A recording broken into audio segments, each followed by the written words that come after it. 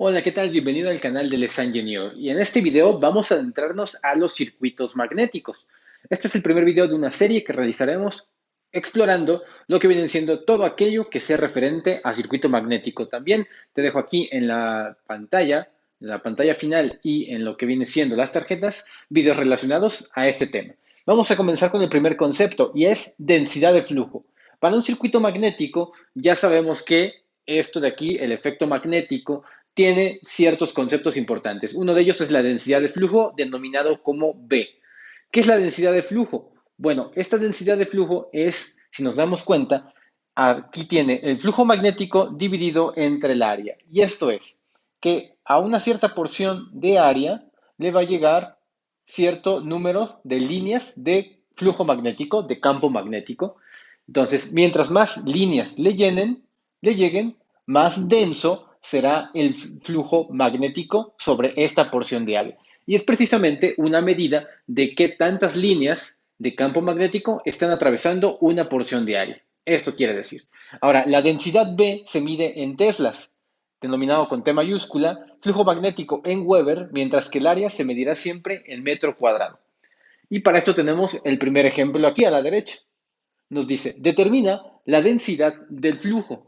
Para la densidad de flujo tenemos aquí esta lámina, esta región que vendría siendo nuestra área, en este caso, como la está atravesando, siempre de idea es que atraviese perpendicularmente, entonces, atravesar esta porción de área y esta área mide 1.2 por 10 a la 3 y ya tenemos en metro cuadrado. Mientras que el flujo magnético que le llega es de 6 por 10 a la 5 Webers, es decir, las líneas de campo magnético en flujo magnético es esta la unidad de medida.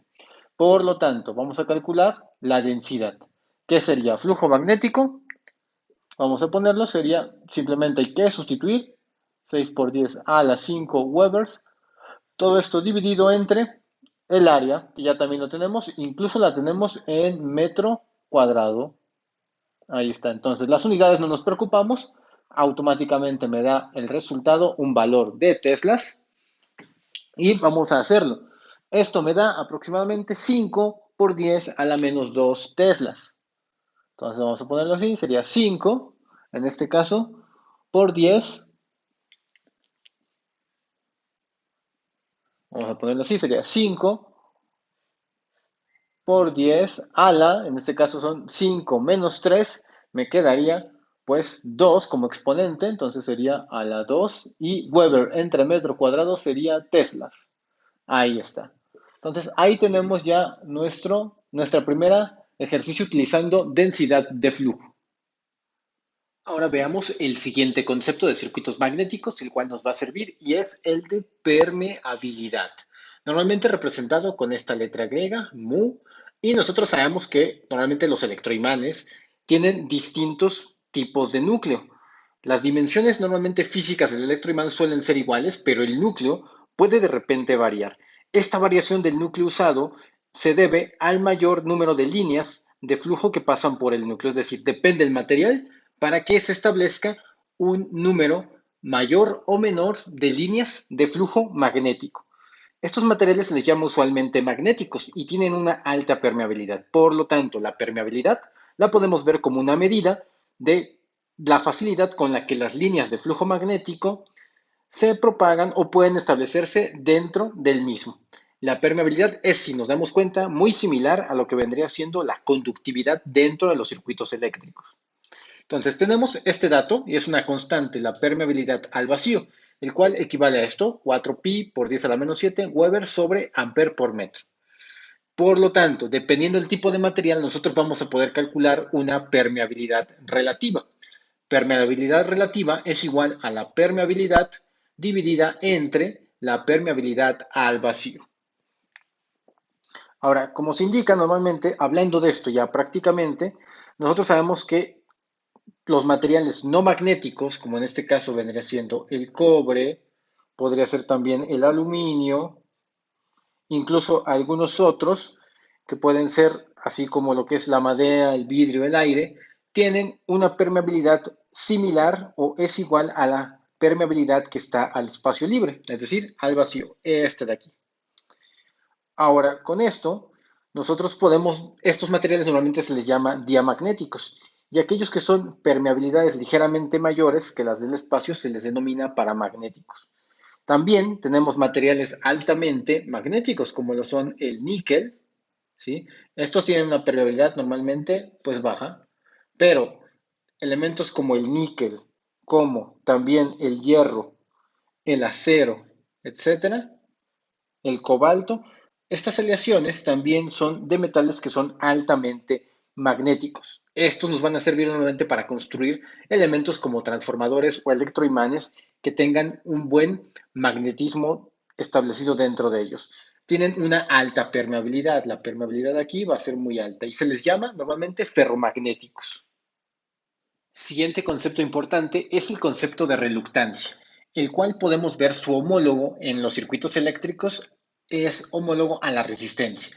Es decir, es una oposición. La reluctancia va a ser la oposición que tiene un material para establecer un flujo magnético, así como la resistencia es una oposición a establecer una corriente eléctrica.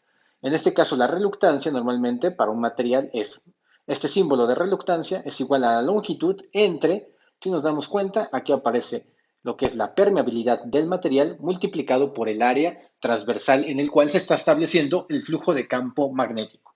Con estos datos nosotros ya podemos adentrarnos a una fórmula más importante y más aplicable hacia los circuitos magnéticos, que es la ley de Ohm para circuitos magnéticos. Algo muy similar que se encuentra en la ley de Ohm, que si nosotros sabemos una ley de Ohm como tal, siempre es un efecto, ¿sí? Una causa que lo provoca y una oposición. En este caso, la ley de Ohm va a ser así. Imaginemos que el flujo magnético es como si fuera la corriente eléctrica. Va a haber una fuerza, en este caso F, que es fuerza magnetomotriz, que sería el voltaje, y va a ser dividida entre una reluctancia, que sería homólogo a la resistencia. Entonces, con esto nosotros vamos a poder tener una aproximación muy buena y cercana de los efectos de un circuito magnético. Cabe mencionar que también la fuerza magnetomotriz, denominada como esta F, es igual al número de vueltas de un electroimán multiplicado por la corriente que se establece en él. Entonces, esta fuerza magnetomotriz va a tener unidades de ampere por vuelta. Finalmente, el último concepto importante es el de fuerza magnetizante, también llamada intensidad de campo magnético, y es una medida de qué tan fuerte es la intensidad del flujo magnético en una región, en una porción, en un objeto, en un electroimán. Entonces, para poder obtener la fuerza magnetizante, que es igual a H, H sería igual a la fuerza magnetomotriz dividida entre la longitud.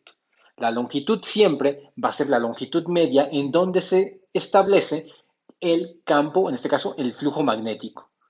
También tenemos esta otra fórmula, deducida de la definición de fuerza magnetomotriz, sería fuerza magnetizante H, esto es igual al número de vueltas por corriente dividido entre la longitud media también del objeto.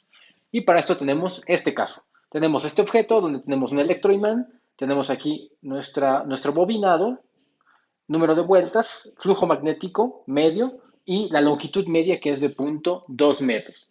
De esto se nos da también lo siguiente, nos dicen, si el número de vueltas por corriente es igual a 40 amperios vuelta, entonces, ¿a cuánto equivale H?